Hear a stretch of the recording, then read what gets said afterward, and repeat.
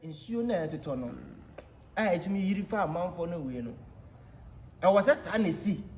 ana se nyame asem nti obi antumi nye ho hwe ana se bibi wo ho a ye ni pedua na nkasa no pedesin ebetumi ayafa ade a ye friend flat wo ho okay way back eye adwuma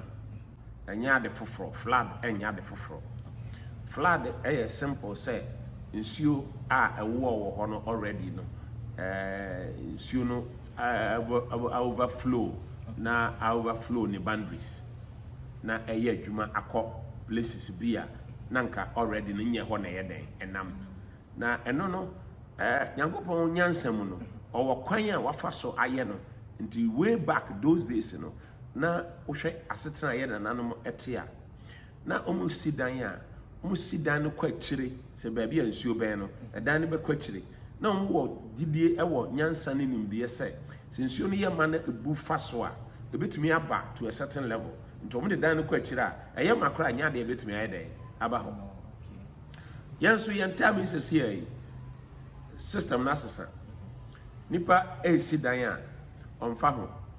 ba bia obenya bia no se ye amenamu se ye nsuo mu se nsuo a otumi efele according to Bible no flood a edi kan wasase so no eye nipa su enya Nyankopon nipa su na de bai nti flood ankasa de nipa su na de ba na apostle medasi o ka say nipa su na de ba se ne sen no if you say me pass asase ato no bia me asase na makwa konya na matua ka ho ka na masimi dan nsu ato eyiri afa me niam nyina nti media aka se eyemisu nti na ma flood na den afa me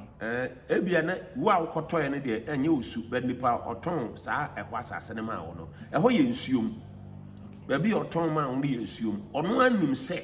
eho ye nsuom but esu no a yesu bone no eye sika na ono ope na ode ebi ato ne ka bi atenam ode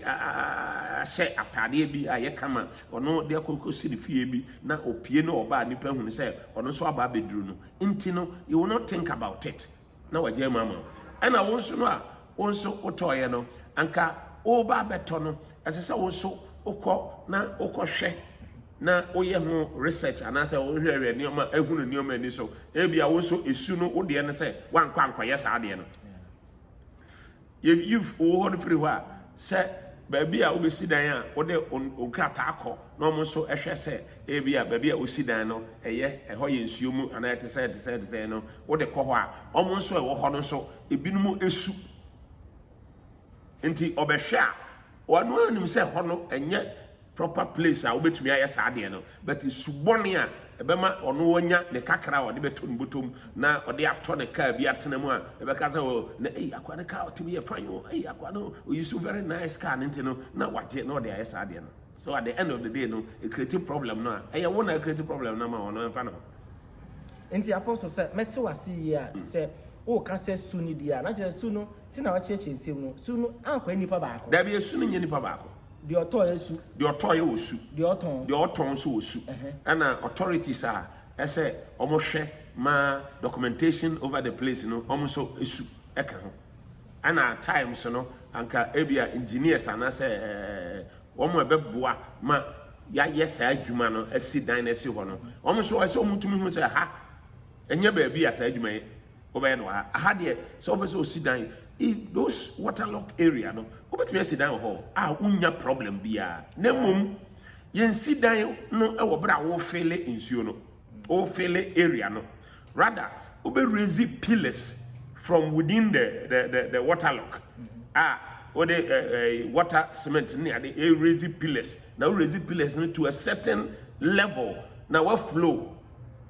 na ekwan no a eda ho na nsuo no tai ho no e ba betai ase na nsa na watumi asidan na yede esi so na uko fele a just esu no anya dwuma